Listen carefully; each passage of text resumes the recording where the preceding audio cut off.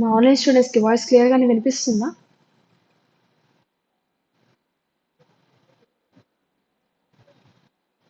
Please confirm, ఒకసారి confirm చేయండి.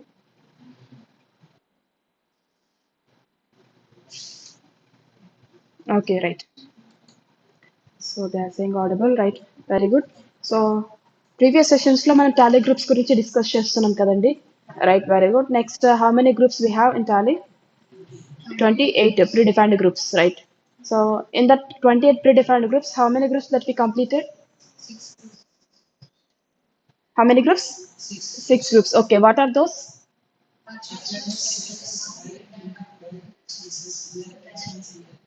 Very good. Right, very good. Next, what are direct expenses?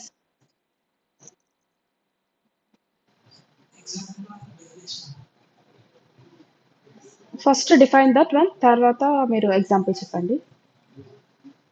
What comes under direct expenses groups?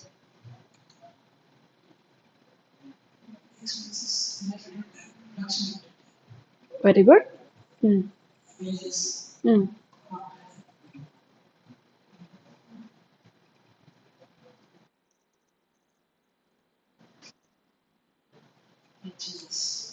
Yeah. Direct expenses.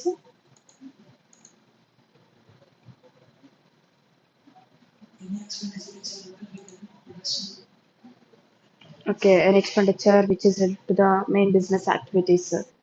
We call it as direct expenses, manufacturing expenses, like that. Very good. Uh, hmm?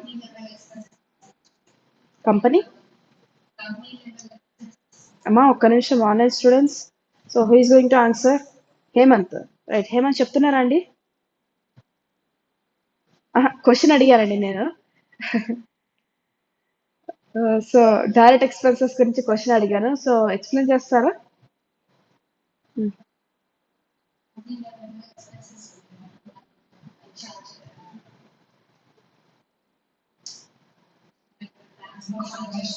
Transportation.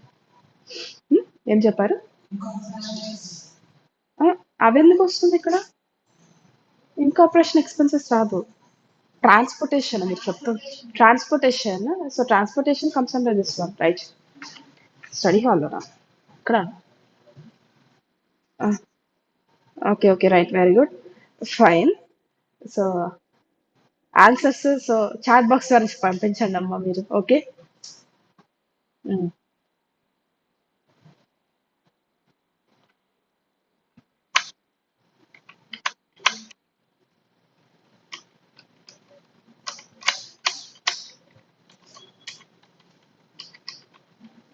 Purchases account, purchases group లో ఏమేమి వస్తాయండి?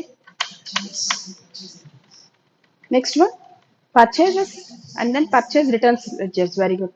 Sales group. Sales sales group, right, very good. Next, materials collect చేసుకున్నారు కదండి అందరూ? అడిగారా? అడగాలి కదా.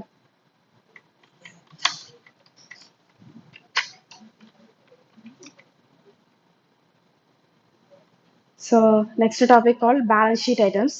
Okay. So balance sheet లో మనకి కంప్లీట్ గా ఎన్ని గ్రూప్స్ వస్తాయండి? Predefined groups 22. Okay, right. So 22 అనేది ఈ 2 నుంచే వస్తాయని చెప్పాను, రైట్?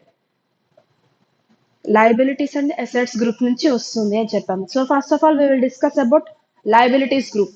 సో లయబిలిటీస్ గ్రూప్ లో first one is about capital account అనమాట. Capital account is also a primary group in Tally, and capital means it is a owners investments అనమాట.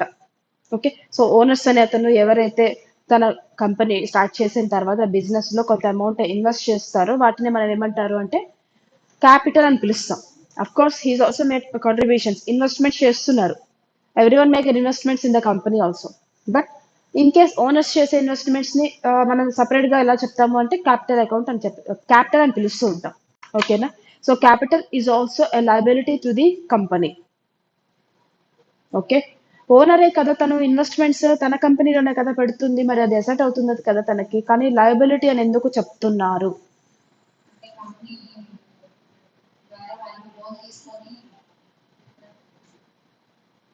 Company ద్వారా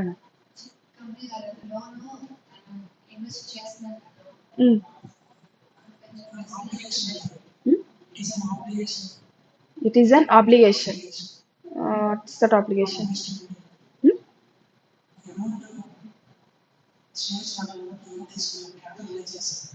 Mm.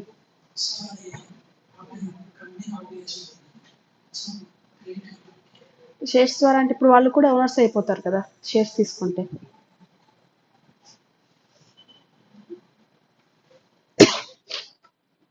So owner తీసుకొస్తున్న capital amount ఓకేనా, కంపెనీలో invest చేస్తున్నారు, అది మనం బ్యాలెన్స్ షీట్లో లైబిలిటీ సైడ్ నోట్ చేస్తున్నాం.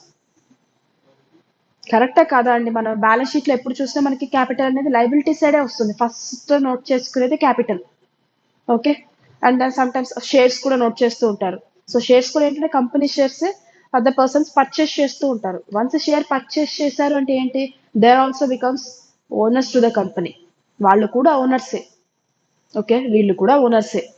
బట్ ఓనర్స్ తీసుకొచ్చే వాటిని మనం లయబిలిటీ అని ఎందుకు అంటున్నారు? ఇక్కడికి లయబిలిటీ కింద ఎందుకు నోట్ చేసుకుంటున్నారు?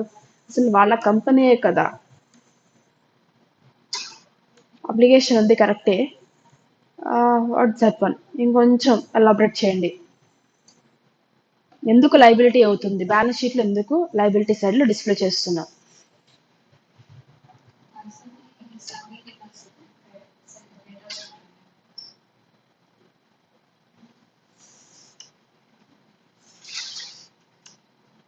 Pranay, Koteswara right? Koteswara, credit balance, separate legal entity concept. Very good, Pranay. Yeah, capital is a credit balance. So liability side. Actually, the main topic, main concept is liability side. ఎందుకు note చేస్తాం? Company owner తీసుకొచ్చే amounts ని అంటే we have a concepts accounting లో prepare చేసిన each and everything based on certain rules and principles అని చెప్పాం. Concepts వాటిని బేస్ చేసుకొని మనం నోట్ చేసుకుంటాము అని చెప్తున్నాం. ఓకే, సో అందులో one of the important topic called business entity concept. Okay, so concepts గుర్తున్నాయి కదండి? Materiality concept, periodicity concept, okay, accrual concept, business entity concept, okay, money measurement concept, ఇవన్నీ మనకి కాన్సెప్ట్స్ ఉన్నాయి. కాన్సెప్ట్ ని బేస్ చేసుకొని మనం ఈ అకౌంటింగ్ ప్రిపేర్ చేస్తున్నాం. అందులో one of the concept called business entity concept. Okay, so business entity concept ప్రకారం ఏంటి అంటే, ఒక బిజినెస్ స్టార్ట్ చేస్తున్నారు అంటే ఆ బిజినెస్ అనేది ఎవరు స్టార్ట్ చేస్తారు? ఒక పర్సన్ స్టార్ట్ చేస్తారు, ఒక హ్యూమన్ బీయింగ్ స్టార్ట్ చేస్తారు బిజినెస్ ని. ఓకే, సో బిజినెస్ ని స్టార్ట్ చేసింది తనే, అది తన బిజినెస్. ఓకే, బట్ అకౌంటింగ్ వచ్చేసరికి ఏమవుతుంది అంటే, according to this concept business వేరు, ఓనర్ వేరు. Okay, those are two separate legal entities. Okay, so business తనదే అయినప్పటికీ కూడా మీరు అకౌంటింగ్ ఎలా ప్రిపేర్ చేస్తారంటే ఈ కాన్సెప్ట్ ప్రకారం ఇద్దరు కూడా వేరు వేరు. మీరు అకౌంటింగ్ చేసేది బిజినెస్ పాయింట్ ఆఫ్ వ్యూలో అకౌంట్స్ ప్రిపేర్ చేయాల్సి ఉంటుంది. బిజినెస్ తరపున ఉండాలి, మీరు ఓనర్ తరపున ఉండకూడదు. ఏవైనా సరే బిజినెస్ కి సంబంధించి ఎంటర్ చేయాలి. ఓకే, ఎందుకు? అక్యురేట్ రిజల్ట్స్ కోసం అన్నమాట. Okay, business only transactions, business లో ఏమేమి జరుగుతుంది పర్సనల్ ఇన్వాల్వ్ చేయకుండా సపరేట్ గా బిజినెస్ అన్ని మనం నోట్ చేసుకోవడానికి ఈ కాన్సెప్ట్ ప్రకారం separate legal entities we need to record separately. Okay, we have to do the accounting in the business point of view. So business point of వ్యూలో మనం accounting ఇక్కడ ప్రిపేర్ చేస్తున్నప్పుడు బిజినెస్ కు ఒకళ్ళు అమౌంట్ ఇన్వెస్ట్ చేస్తున్నారు అంటే వాళ్ళు owners of course right, but we need to pay that amount also. ఒకళ్ళు ఇన్వెస్ట్ చేస్తున్నారంటే వాళ్ళకి మళ్ళీ తిరిగి ఇచ్చేసేయాలి. చెప్పాలి అంటే మన ఓనర్కి ఎప్పుడు తిరిగి ఇవ్వము. ఓకే, రైట్, బట్ ఈ కాన్సెప్ట్ ప్రకారం ఏంటి, మనం సపరేట్ గా నోట్ చేసుకోవాలి. సో బిజినెస్ కి ఒకరు ఇన్వెస్ట్ చేస్తున్నారు అంటే వాళ్ళకి తర్వాత మళ్ళీ తిరిగి మనం పే చేయాలి కాబట్టి లయబిలిటీ అయిపోతుంది. సో ఓనర్ తీసుకొస్తున్న క్యాపిటల్ ని మనం లయబిలిటీ సైడ్ నోట్ చేసుకుంటారు, లయబిలిటీ అవుతుంది అన్నమాట. ఓకే, బిజినెస్ కి ఎవరైనా ఇవ్వాల్సి ఉంటుందంటే కనుక తన అది సెట్ అవుతుంది, పే చేయాల్సి వస్తే కనుక అది లయబిలిటీ అయిపోతుంది. Okay, right. నౌ ఇప్పుడు మనం ఈ టాలీలో ఈ అకౌంట్ గ్రూప్ లో క్యాపిటల్ గ్రూప్ అనేది ఒకటి ఉంటుందండి. బ్యాలెన్స్ షీట్ లో లైబిలిటీ సైడ్ వస్తుందన్నమాట. ఆ క్యాపిటల్ గ్రూప్ లో ఏం నెట్ చేసుకుంటారు అంటే all type of capital accounts అన్నమాట. All type of capital accounts comes under this group only. Amount invest చేస్తున్నారు, first of all 10 lakhs invest చేశారు, తర్వాత 20 lakhs ఇన్వెస్ట్ చేశారు, నోట్ చేసుకుంటాం. ఈ క్యాపిటల్ అకౌంట్ గ్రూప్ లోనే వస్తుంది. Okay. Next, irrespective of the legal status of the company, whether it can be a proprietorship or a partnership firm also. Partnership fine అయినా single proprietorship firm అయినా సరే owners తీసుకొచ్చే investments ని Capitals అన్నిటినీ కూడా మీరు బ్యాలెన్స్ షీట్ లయబిలిటీస్ అని note చేసుకోవాలి అంటే ఆ క్యాపిటల్ అకౌంట్స్ ని క్యాపిటల్ అకౌంట్ గ్రూప్ అనే దానికి మీరు అసైన్ చేయాల్సి ఉంటుంది. అసైన్ చేసినప్పుడు మాత్రమే అది బ్యాలెన్స్ షీట్ లో లయబిలిటీ సైడ్ అపియర్ అవుతుంది. Okay. So like for example ఇప్పుడు ఒక బిజినెస్ స్టార్ట్ చేయాలి అనుకుంటున్నాను. సో కంపెనీలో సో బిజినెస్ స్టార్ట్ చేయాలంటే ఎంతో కొంత అమౌంట్ కావాలి నాకు ఇప్పుడు. ఓకే, నేనే బిజినెస్ స్టార్ట్ చేద్దాం అనుకుంటున్నాను. Okay, now I need to make some investments right. ఒక 20 lakhs ఇన్వెస్ట్మెంట్ చేశాను. ఓకే, సో బిజినెస్ ఇప్పుడు ఎంతతో స్టార్ట్ అవుతుంది? 20 lakhs తో స్టార్ట్ అవుతుంది మనకి. ఓకే, సో 20 lakhs తో స్టార్ట్ అయ్యి అసెట్స్ పర్చేస్ చేయటము, స్టాక్ ఇవన్నీ కూడా చెక్ చేసుకుంటూ ఉంటాం రైట్, రిఫర్ చేస్తాం. సో అకౌంటింగ్ ప్రిపేర్ చేసే టైంకి నేను బిజినెస్ లో అసలు ఎలా స్టార్ట్ అయింది? 20 lakhs తో స్టార్ట్ అయింది రైట్. సో ఈ 20 lakhs అనేది ఇప్పుడు బిజినెస్ అకౌంట్స్ ప్రిపేర్ చేస్తున్నప్పుడు అది 20 lakhs లయబిలిటీ సైడ్ నోట్ చేసుకుంటామని చెప్పాం. అలా నోట్ చేసుకోవాలి అంటే ఒక ట్రాన్సాక్షన్ జరిగినప్పుడు వాటిని మీరు ఎంట్రీస్ పోస్ట్ చేయాల్సి ఉంటుంది. సో క్యాపిటల్ 20 lakhs ఇన్వెస్ట్ చేసినప్పుడు మీరు ఎంట్రీ ఎలా పోస్ట్ చేస్తారు? Cash account debit to, very good. So cash account debit 20 lakhs to capital account అని నోట్ చేస్తారు. This is the journal entry right. Capital account 20 lakhs note చేస్తాం. So these are two different ledgers. One is cash ledger, another one is capital account ledger. ఈ capital account ledger ని మీరు create చేస్తారు కదండి. Okay, create చేసిన తర్వాత ఈ ledger ని మీరు క్యాపిటల్ గ్రూప్ కి అసైన్ చేయాలి. Each and every ledger consist of groups అనమాట. we need to assign these ledgers to that groups, related groups. Okay, so capital అనే లెడ్జర్ నేను దేనికి అసైన్ చేస్తాను? క్యాపిటల్ అనే గ్రూప్ సపరేట్ గా ఉంది, మనం వాటిని సపరేట్ గా చూపించాలి. ఆ గ్రూప్ కి మీరు అసైన్ చేయాల్సి ఉంటుంది. ఓకే, అది ప్రొప్రైటర్షిప్ అయినా పార్ట్నర్షిప్ అయినా సరే. ఒకవేళ పార్ట్నర్షిప్ ఫర్మ్ అయితే కనుక క్యాపిటల్స్ తీసుకొస్తున్నారు పార్ట్నర్స్ అందరూ, ఒక 4 పార్ట్నర్స్ కలిపి ఫర్మ్ స్టార్ట్ చేశారు అనుకుందాం. సో ఏ అనే పర్సన్ 5 lakhs, బి అనే పర్సన్ 10 lakhs, సి అనే పర్సన్ 7 lakhs అనుకోవచ్చు, డి అనే పర్సన్ లైక్ 6 lakhs అనుకోవచ్చు. అలా ఒక్కొక్క పార్ట్నర్ కొంత అమౌంట్ అనేది ఇన్వెస్ట్ చేస్తున్నారు బిజినెస్ లో. ఎందులో ఇన్వెస్ట్ చేస్తున్నారు? బిజినెస్ లో ఇన్వెస్ట్ చేస్తున్నారు. అంటే ఇప్పుడు ఆ బిజినెస్ కి అమౌంట్ వస్తుందా లేదా? సో మన అకౌంట్స్ అన్ని కూడా బిజినెస్ పాయింట్ ఆఫ్ వ్యూ లో నోట్ చేసుకుంటాం. సో క్యాష్ వస్తుంది కాబట్టి క్యాష్ అకౌంట్ డెబిట్ నోట్ చేసుకుంటున్నాం. So cash account debit to ఎవరు తీసుకొస్తున్నారు? Partners. First partner A, so cash account debit to A's capital account. Next B partner తీసుకొస్తున్నప్పుడు cash account debit to B's capital account. Next C's capital account, D's capital account అని partners ఎంతెంత తీసుకొచ్చారో వాళ్ళందరినీ note చేసుకుంటున్నారు. అప్పుడు ఆ ledgers కూడా create చేయాలా లేదా? మీరు చేయాలి. ఇప్పుడు ఆ లెడ్జర్స్ అన్నిటిని ఏ గ్రూప్ కి అసైన్ చేస్తారు? క్యాపిటల్ అకౌంట్ గ్రూప్ కి. అసైన్ చేయటం వల్ల క్యాపిటల్ అకౌంట్ గ్రూప్ లో ఫైనల్ గా ఏ బ్యాలెన్స్ చూపిస్తుంది అంటే క్లోజింగ్ బ్యాలెన్సెస్, ఎవరెవరు ఎంత తీసుకొచ్చారో మనకి ఫైనల్ ఫిగర్ డిస్ప్లే చేస్తుంది.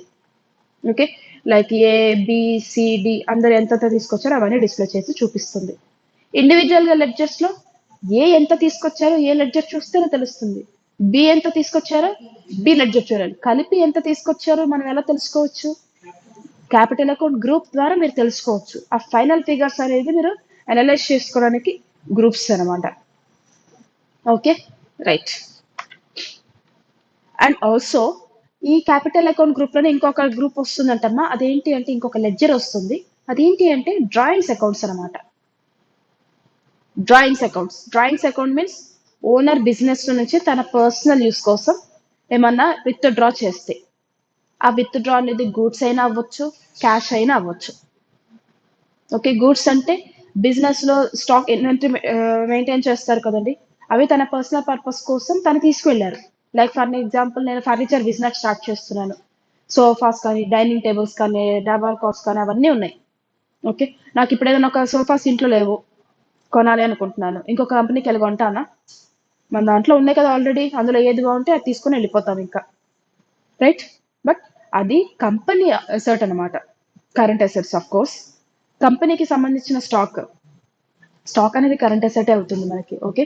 సో కంపెనీకి సంబంధించిన స్టాక్ ని మీరేం చేస్తున్నారు? మీరు అది కంపెనీ సేల్ చేస్తుందా? వాళ్ళు 100 ఒక 10 సోఫాస్ తీసుకొచ్చారు అమ్ముదామని చెప్పేసి. 10 సోఫాస్ లో ఒక 6 సోఫాస్ సేల్ అయిపోయినాయి. ఇంకా ఎంత స్టాక్ ఉండాలి తర్వాత సేల్ చేయడానికి? 10 లో 6 వెళ్ళిపోతే 4 ఉండాలి. సో 4 స్టాక్ సేల్ చేయాలి. ఇప్పుడు వాళ్ళు అకౌంటింగ్ చేసుకోవాలి. ఇప్పుడు ఓనర్ ఏమంటున్నారంటే వచ్చి ఒక సోఫా తీసుకెళ్ళిపోతున్నారు, రైట్? సో ఇప్పుడు ఏమవుతుంది, మనకి ఒక సోఫా తగ్గిపోతుంది. ఎందుకు? తను విత్డ్రా చేస్తున్నారు. దేనికి? తన పర్సనల్ పర్పస్ కోసం. డ్రాయింగ్స్ అయిపోతుంది ఇంకా అది కూడా. గూడ్స్ విత్డ్రా చేసినా, క్యాష్ విత్డ్రా చేసినా స్టాక్ తగ్గిపోతుంది మనకి. ఓకే. స్టాక్ అకౌంట్ తగ్గుతుంది కాబట్టి క్రెడిట్ చేస్తాం ఆఫ్ కోర్స్. మరి డెబిట్ ఏం చేయాలి? డెబిట్ ఏం చేయాలంటే అక్కడ వస్తుంది మనకి డ్రాయింగ్స్ అకౌంట్ అని. ఓకే. సో తను ఏదైతే విత్డ్రా చేశారో, అమౌంట్ అయినా అవ్వచ్చు, స్టాక్ అయినా అవ్వచ్చు, విత్డ్రా చేసినప్పుడు డ్రాయింగ్స్ అకౌంట్ వస్తుంది మనకి. Okay. So drawings account debit to cash withdraw చేస్తే క్యాష్ వస్తుంది, స్టాక్ అయితే స్టాక్ అని వస్తుంది. ఓకే. సో ఇప్పుడు ఈ డ్రాయింగ్స్ అనేది ఏమవుతుంది, ఇప్పుడు క్యాపిటల్ తన ఇన్వెస్ట్ చేసిన దాని నుంచి తగ్గిపోతూ ఉంటుంది ఎప్పటికప్పుడు. Okay, right. సో అలా ఆటోమేటిక్ గా డిడక్ట్ అయ్యి మనకి జస్ట్ మినిట్, ఇక్కడ రౌండ్ ఆఫ్ చేసి ఉంది, సారీ. 50,000 కదా, సో 9,50,000. ఓకే. సో తన క్యాపిటల్ ఇక్కడ 10 lakhs ఇన్వెస్ట్ చేశారు, అందులో డ్రాయింగ్స్ ఫర్ ఎగ్జాంపుల్ గా 50,000 విత్ డ్రా చేశారు అనుకుందాం. Then remaining balance would be 9,50,000. మనకి ఫిగర్ రావాలి అంటే పర్సనల్ డ్రాయింగ్స్ ని కూడా మనం ఈ క్యాపిటల్ అకౌంట్ గ్రూప్ కి అసైన్ చేస్తాం. అంతకుముందు క్యాపిటల్ క్రెడిట్ అవుతూ ఉంటుంది, cash account to capital 10 lakhs ఉంది. ఇప్పుడు డ్రాయింగ్స్ 50,000 చేస్తున్నారు, డ్రాయింగ్స్ టు క్యాష్. సో ఇంకా బ్యాలెన్స్ ఎంత ఉంటుంది? తన ఓన్లీ 9,50,000 ఉంటుంది, రైట్? సో ఇప్పుడు డ్రాయింగ్స్ నోట్ చేసుకున్నప్పుడు ఈ డ్రాయింగ్స్ ని కూడా మీరు క్యాపిటల్ అకౌంట్ గ్రూప్ కి అసైన్ చేయడం వల్ల ఆటోమేటిక్ గా ఒక డెబిట్ ఒక క్రెడిట్ ఉందంటే మనకి అకౌంటింగ్ అనేది క్లియర్ అయిపోతుంది అక్కడ. ఓకే, ఫైనల్ సెట్ ఆఫ్ అయిపోతుంది మనకి సీక్వెన్స్ లో. ఓకేనా అండి? సో క్యాపిటల్ అకౌంట్ గ్రూప్ లో మీరు all capital accounts at the same time drawings accounts కూడా మనం నోట్ చేసుకుంటాం, అసైన్ చేస్తాము ఈ క్యాపిటల్ గ్రూప్ కి, irrespective of the legal status of the company. It can be sole proprietor or a partnership firm, it can be anything. Okay, so that is about capital accounts. Next one is about reserves and surplus. So what are reserves and surplus? alias name called retained earnings అని కూడా పిలుస్తాము. Reserves and surplus ఏమేమి reserves మీరు create చేసి ఉంటారు చెప్పండి? Koteswara, Prasad, Hemanth, Siva. Capital reserves, ఇంకా what are reserves and surplus?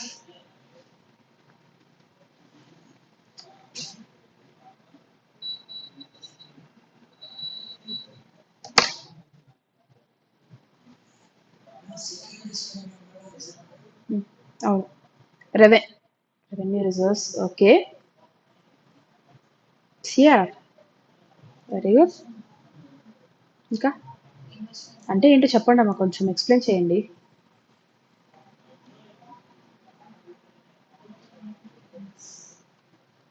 Another name call return earnings.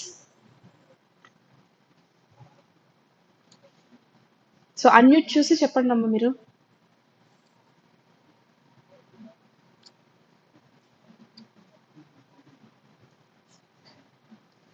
What are reserves and surplus? Securities premiums, CRRs, for future development, right?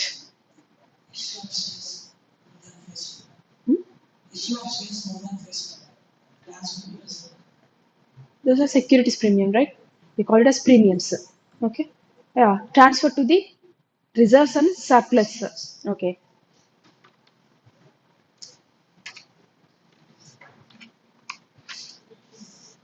So yes, of course, everyone is saying correct. Reserves and surplus. Okay, ante enti. So reserves is nothing but it is a like fund type anamata company lo. Okay, future planning కోసం ఇప్పటి నుంచి కొంత amount savings type. Reserves and surplus means nothing but simple గా చెప్పాలి అంటే savings type అనమాట. To set the every year profit for future running of the business. Okay, very good Hemanth. So మనకి వస్తున్న ఇన్కమ్స్ నుంచి కొంత ప్రాఫిట్స్ నుంచి కొంత అమౌంట్ మనం సేవ్ చేసుకుంటూ ఉంటాం, లైక్ సేవింగ్స్ టైప్ అనమాట. Okay, we call it as reserves and surplus అంటూ ఉంటాం. ఎందుకు చేయాలి అలాగే మనం సేవ్ చేసుకోవాలి అంటే for the future development, okay, of the business అనమాట. Okay, for the development of the business, future development of the business, right. We set aside the some profits or some incomes. We call it as reserves and surplus. Okay, so ఆ reserves and surplus లో మనకి number of accounts వస్తూ ఉంటుంది, right. Like securities premium అని, capital reserves అని, investment అలౌట్ reserves, share premiums అని. Okay, వీటన్నిటిని మనం ఎక్కడ నోట్ చేయాల్సి ఉంటుందంటే రిజర్వ్స్ అండ్ సర్ప్లస్ అకౌంట్స్ కి గ్రూప్ కి సెండ్ చేయాల్సి ఉంటుంది. Okay, and other name for this is retained earnings account also. Retained earnings అంటే నెట్ ప్రాఫిట్స్ అమ్మా, రైట్. నెట్ ప్రాఫిట్స్ అన్నిటిని కూడా ఇక్కడికే సెండ్ చేస్తాం మనం. ఓకే, సో పిఎన్ఎల్ అకౌంట్ లో వచ్చిన ప్రాఫిట్ ని మీరు బ్యాలెన్స్ షీట్ లో సెండ్ చేస్తారు, ట్రాన్స్ఫర్ చేస్తారు, రైట్. ఆ నెట్ ప్రాఫిట్ ని బ్యాలెన్స్ షీట్ లో లయబిలిటీ సైడ్ నోట్ చేసుకుంటారు. ఓకే, సో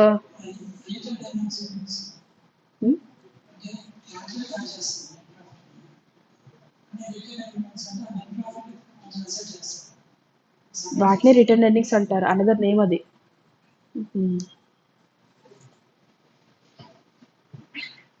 అక్కడ తీసుకెళ్ళి ప్రాఫిట్స్ ని ట్రాన్స్ఫర్ చేస్తారు కదా బ్యాలెన్స్ షీట్ లయబిలిటీస్ లో, క్యాపిటల్ కి యాడ్ చేస్తాం కదా, వాటిని అనదర్ నేమ్ రిటర్న్ ఎర్నింగ్స్ అనమాట. ఓకే, ఇక్కడ నుంచి గ్రూప్స్ అని మనకి చాలా సింపుల్ గా అనిపించేస్తుంది ఇంకా. Okay, reserve surplus. So what are the reserves that we created in the accounts, okay, in the company, then those reserve accounts will be transferred to the reserves and surplus group. Clear? Right. Next group is about finally complete గా liabilities. ఇప్పటి వరకు మనం అన్ని note చేసుకుంటుంది లయబిలిటీసే, but special importance ఉంటుంది, వాళ్ళు separate గా note చేసుకుంటారు. ఇంకా మనకి కంపెనీలు ఇంకా చాలా ఉన్నాయి, రైట్. లాంగ్ టర్మ్ లయబిలిటీస్ అని, ఆర్ఎస్ అనదర్ నేమ్ ఇస్, అండ్ ఇంకొక పాయింట్ ఏంటంటే short term liabilities or current liabilities అంటాం. ఓకే, లయబిలిటీస్ మనం ఇలా క్లాసిఫై చేస్తున్నాం, లాంగ్ టర్మ్ అంటే షార్ట్ టర్మ్ గా డివైడ్ చేస్తున్నాం. ఓకే, టాలీలో లాంగ్ టర్మ్ లయబిలిటీస్ వచ్చేసరికి ఏమంటారు అంటే లోన్స్ లయబిలిటీస్ అని పిలుస్తాం. నేమ్ అక్కడ అలా డిస్ప్లే ఉంటుంది అంతే. ఆ నేమ్ కి ఇంకొక నేమ్ కూడా ఉంది, లాంగ్ టర్మ్ లయబిలిటీస్ అని ఆర్ నాన్ కరెంట్ లయబిలిటీస్ అని కూడా అంతే. ఇవన్నీ కూడా separate names, another names for this one, long term liabilities కి. టాలీలో నేమ్ ఏమని ఉంటుందంటే లాంగ్ టర్మ్ అని ఉండదు, it just shows loans or liabilities అని ఉంటుంది. ఓకే,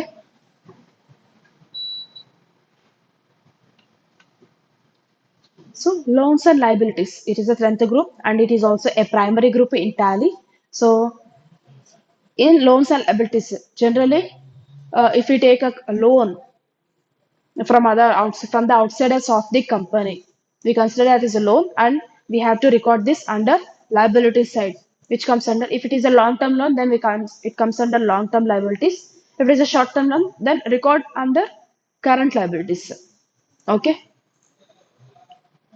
సో కంపెనీస్ ఏమన్నా బారోయింగ్స్ తీసుకుంటే కనుక మనం ఆ లోన్స్ అన్నిటిని ఈ లోన్స్ లయబిలిటీస్ గ్రూప్ కి అసైన్ చేస్తారు. Okay, but remember the point, మనకి లాంగ్ టర్మ్ లయబిలిటీస్ అంటే లోన్స్ అండ్ లయబిలిటీస్ అనే గ్రూప్ ఉంటుంది టాలీలో అని చెప్పాం మనం. ఓకే, లోన్స్ తీసుకుంటే ఈ గ్రూప్ కి అసైన్ చేస్తారు అని చెప్పాం, రైట్. బట్ ఎప్పుడు కూడా డైరెక్ట్ గా ఏదైనా సరే లోన్స్ ని మనం లోన్స్ అండ్ లయబిలిటీస్ గ్రూప్ కి అసైన్ చేయము. అందులో మనకి కొన్ని సబ్ గ్రూప్స్ ఉన్నాయి, అంటే ఎటువంటి టైప్ ఆఫ్ లోన్స్ ను మీరు సెగ్రిగేట్ చేసుకుంటారు, ఆ సెగ్రిగేషన్ ని మీరు ఇక్కడ డివైడ్ చేయాల్సి ఉంటుంది, క్లాసిఫై చేయాలి. సెగ్రిగేషన్ పాసిబుల్ కానప్పుడు మనం డైరెక్ట్ గా లోన్స్ అండ్ లయబిలిటీస్ కి సెండ్ చేయొచ్చు. ఓకే, సో ఆ సెగ్రిగేషన్ ఎన్ని వేస్ గా సెగ్రిగేట్ చేశారంటే డిఫాల్ట్లీ 3 అకౌంట్స్ గా సెగ్రిగేట్ చేశారు. First one is about bank ODs, another one secured loans, another one unsecured loans. These are all subgroups in Tally account. Tally. Okay. We will see first one, bank OD group, which means bank overdraft accounts. So కంపెనీకి సంబంధించి బ్యాంకులో ఓడి accounts ఉంటే కనుక create అయి ఉంటే కనుక ఆ ఓడి accounts అన్నిటినీ కూడా మీరు బ్యాంక్ ఓడి అనే గ్రూప్ కి మీరు అసైన్ చేయండి. ఓడి అకౌంట్స్ ఉంటే లేదా over drafts of course companies కి ప్రొవైడ్ చేస్తారు బ్యాంక్స్. ఓకేనా. సో బ్యాలెన్స్ అవన్నీ చూపించిన తర్వాత సమ్ ఆఫ్ ది అమౌంట్స్ వరకు వాళ్ళు ఓడీస్ ప్రొవైడ్ చేస్తారు. అమౌంట్ లేకపోయినా సరే మీరు అమౌంట్ విత్డ్రా చేసుకోవచ్చు మీరు. ఇట్స్ లైక్ లోన్ టైప్ అనమాట. వాటి తర్వాత మనం విత్ ఇన్ ద టైం లోపు పే చేయకపోతే ఇంట్రెస్ట్ పే చేస్తాం. విత్ ఇన్ ద టైం అయితే నో నీడ్ వాటికి. ఓకేనా. రైట్. అలాంటి ఓవర్ డ్రాఫ్ట్స్ అకౌంట్స్ ని మీరు బ్యాంక్ ఓవర్ డ్రాఫ్ట్ అకౌంట్ కి మీరు అసైన్ చేయాలి ఇన్ కేస్ క్రియేట్ చేసి ఉంటే కనుక. ఓకే. అది ఎస్బీఐ అని అవ్వచ్చు, లేదు అంటే కనుక ఏదైనా Andhra bank, Canara bank, any bank. కంపెనీకి సంబంధించి ఒక బ్యాంకులో అకౌంట్ క్రియేట్ అయిన తర్వాత ఆ అకౌంట్ ఓడి అకౌంట్ అయితే, నాట్ సేవింగ్స్ అకౌంట్ ఇవి కాదు, కరెంట్ అకౌంట్స్ ఇవి కాదు, ఓడి అకౌంట్స్ సపరేట్గా ఉంటాయి. ఓకే. ఆ ఓడి అకౌంట్స్ ఉంటే కనుక ఆ ఓడి అకౌంట్స్ అన్నిటిని మీరు బ్యాంక్ ఓడి అనే గ్రూప్కి అసైన్ చేయాల్సి ఉంటుంది. Clear. Another name is OCC account also, cash credit అనమాట. Okay. Create all loan accounts borrowed by the company from the bank for the purpose of the working capital is recorded under this group. Okay. So SBI, Andhra bank, so and so account OD accounts అన్ని కూడా మనం OD account లో create చేస్తాం. So final గా అసలు bank సంబంధించి అసలు ఓడి amount ఎంత ఉందో తెలియాలి అంటే మనం సింపుల్ గా ఈ గ్రూప్ చూస్తే మనకి రిఫరింగ్ ఐడియా వచ్చేస్తుంది. Right. Next one, secured loans. So sorry, ఇది మనం అసలు రిమూవ్ చేయలేకపోతున్నాం. Yeah. Secure loans. Secure loans, it is also a loan. Secure loans అంటే కూడా లోనే అండి. నెక్స్ట్ ఇంకొకటి వస్తుంది అన్సెక్యూర్ లోన్స్ అని, అది కూడా లోన్సే. But in case we take the loan against the any securities, collateral securities కనుక మీరు పెట్టి లోన్స్ తెచ్చుకుంటే కనుక then we termed as a secure loans. Okay. Securities లేకుండా కూడా some times we take loans from other institutions or we take the loans from friends or relatives. in case securities లేకుండా కనుక loans తెచ్చుకుంటే వాటిని కూడా మీరు సెగ్రిగేట్ చేసి define చేయాలి. అన్నిటిని లోన్స్ దగ్గర నోట్ చేసుకోకూడదు. కొన్ని సెక్యూరిటీస్ ఉన్నవి ఏమేమిటివి, సెక్యూరిటీస్ లేకుండా తెచ్చుకున్న లోన్స్ ఏంటివి, బ్యాంక్ సంబంధించి ఓవర్ డ్రాఫ్ట్స్ ఏమేమి ఉన్నాయి, అవన్నీ కూడా మనం డివైడ్ చేసి నోట్ చేసుకుంటూ ఉంటాం. Each and everything segregation notes ఉంటుంది. Okay. In case any loans borrowed by the company, okay, comes under this secured loans group, and that too against primary or collateral or both type of securities comes under this group. Okay. Loan taken from banks or financial institutions, banks నుంచి కూడా మనం loans తీసుకుంటాం. Securities company security పెడుతుందా లేదా? Yes, డెఫినెట్లీగా.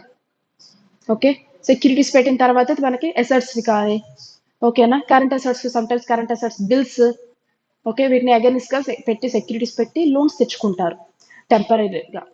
Then all those are comes under secure loans only. Okay.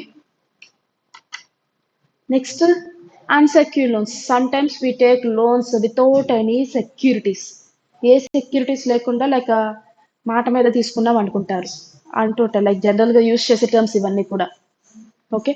అలాంటివి ఏమన్నా company loans తెచ్చుకుంటే కనుక then it define it as unsecured loans. Okay. Loan from a friend or loan from sometimes banks. Okay. Yeah, short term, temporary period గా provide చేస్తూ ఉంటుంది, very less term period అనమాట. Okay. But mostly securities ఉంటే loans తెచ్చుకుంటారు. Okay. But మీరు చూసే ఉంటారు రెగ్యులర్గా రియల్ టైంలో లైక్ సమ్ అదర్ సినారియోస్ కూడా చూసే ఉంటారు. ఓకేనా. బ్యాంక్స్ దగ్గర నుంచి లైక్ సమ్ కంపెనీస్ లోన్స్ తీసుకున్నాయి, పేమెంట్స్ చేయలేదు. ఓకే. అసెట్స్ అన్ని మనం వెరిఫై చేసినా సరే ఆ లోన్ కి సరిపడలేదు అంటారు. ఓకే. అంత సెక్యూరిటీ లేకుండా లోన్ వేస్తున్నారు అంటే మరి అక్కడ సెక్యూరిటీస్ లేనిదే కదా. ఓకేనా. రికవర్ చేసుకునే టైంకి వచ్చి సెక్యూరిటీస్ అసెట్స్ వాల్యూ కౌంట్ చేస్తుంటే మనకి అంత వాల్యూ ఉండదు. ఓకే. ఇంకా లోన్ ఉంది అని చెప్తారు, అంటే అక్కడ ఎగెన్స్ట్ గా సెక్యూరిటీస్ పెడుతున్నారు.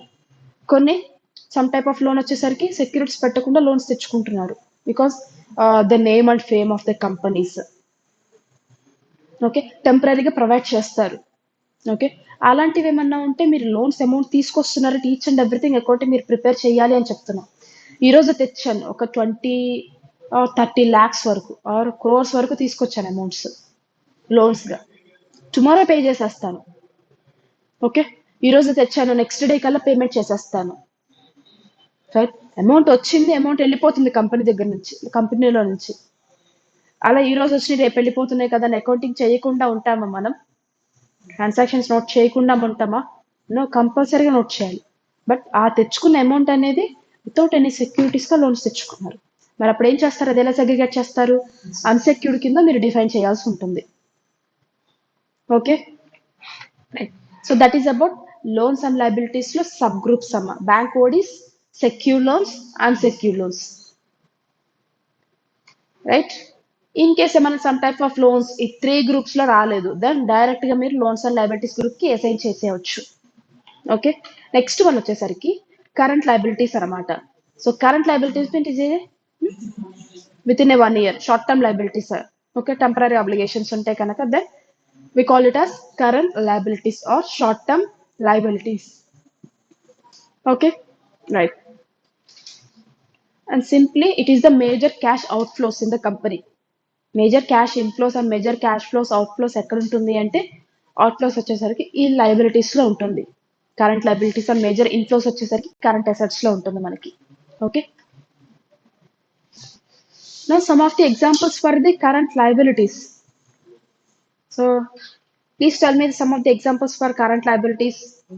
Outstanding expenses. అవుట్స్టాండింగ్ ఎక్స్పెన్సెస్ కదండి. Those are all comes under current liabilities. అంటే పేమెంట్స్ చేసి ఉంటే కనుక మీరు వాటిని ఎక్స్పెన్స్ అని డిఫైన్ చేస్తారు, పిఎన్ఎల్ అకౌంట్లో నోట్ చేస్తారు. పేమెంట్ చేయాల్సి ఉంటుంది కానీ మీరు పేమెంట్ ఇంకా చెయ్యలేదు, దెన్ ఏమైపోతుంది? మీకు ఇంకా అదే పెండింగ్ ఉండిపోతుంది కదా, మీకు అవుట్స్టాండింగ్ ఉండిపోతుంది కదా. అలాంటి అవుట్స్టాండింగ్ ఎక్స్పెన్సెస్ని మనం కరెంట్ లయబిలిటీస్ కింద నోట్ చేసుకుంటాము. ఎగ్జాంపుల్ లైక్ సాలరీస్ ఉంది. సాలరీస్ ఈ మంత్ నేను సాలరీస్ పే చేయాలి. ఓకే. సో జనరల్లీ మనం ఏంటి, salaries first to for example 30 అనుకుందాం. ఓకే. సో 30 డే కంప్లీట్ అయిపోయింది, మరి 30th పే చేస్తారు మీ సాలరీస్. 30th వరకు వర్క్ చేశారు కాబట్టి అక్కడ వరకు కౌంట్ చేసి నెక్స్ట్ ఫస్ట్న కానీ లేదు అంటే సెకండ్న కానీ లేదంటే థర్డ్ని కానీ పే చేయాలి. ఒక ఎగ్జాంపుల్, ఫస్ట్ పే చేస్తారు, సెకండ్ థర్డ్. ఫర్ ఎగ్జాంపుల్ గా ఫస్ట్ అంతా కౌంట్ చేసుకుంటారు అనుకుందాం. ఎందుకంటే 30th వరకు వాళ్ళు వర్క్ చేస్తారు కదండి, ఈవినింగ్ వరకు వర్క్ చేస్తారు. ఈవినింగ్ వరకు వర్క్ చేసి చూసి చూసి చూసి ఓకే వర్క్ అయిపోయింది, అవుటింగ్ అయిపోయింది, టైం నోట్ చేసేసారు. ఇప్పుడు కూర్చొని నైట్ 1 వరకు 2 వరకు అకౌంట్స్ చేస్తామా? టైం మనకంటూ ఆఫీస్కి టైమింగ్స్ ఉంటాయి. ఓకే. సో ఎంప్లాయీస్ ఎక్కడ వరకు వర్క్ చేస్తారో ఈ లాస్ట్ డేట్ వరకు వాళ్ళు కౌంట్ తీసుకోవాలి. విత్ టైమింగ్స్ కూడా వాళ్ళకి ఇంపార్టెంట్, రైట్. క్యాలిక్యులేట్ చేస్తారు. సో ఆ క్యాలిక్యులేషన్స్ అని ఎప్పుడు జరుగుతాయి వాళ్ళకి? On this date. Okay. On this date వాళ్ళు క్యాలిక్యులేషన్స్ చేసుకుంటారు, ఎంతమంది ఎంప్లాయీస్ ఉన్నారు, వాళ్ళ వర్కింగ్ అవర్స్ ఏంటి, ఎంత ఎన్ని పే చేయాల్సి ఉంటుంది, మన పేమెంట్స్ ఎన్ని చేయాల్సి ఉంటుంది. ఓకే. అలవెన్సెస్ కానీ సమ్ అదర్ ఇవన్నీ కూడా కౌంట్ చేసుకుంటారు, క్యాలిక్యులేషన్స్ చేస్తారు. అవన్నీ ఎప్పుడు చేస్తారు? ఫస్ట్ డేట్నే చేస్తారు. సో అంతా కౌంట్ చేసిన తర్వాత సోన్స్ అమౌంట్ వస్తుంది. అవి ఎప్పుడు పే చేస్తారు? ఇంకా అవన్నీ కౌంట్ చేసేసరికి ఈవినింగ్ 3 అయింది.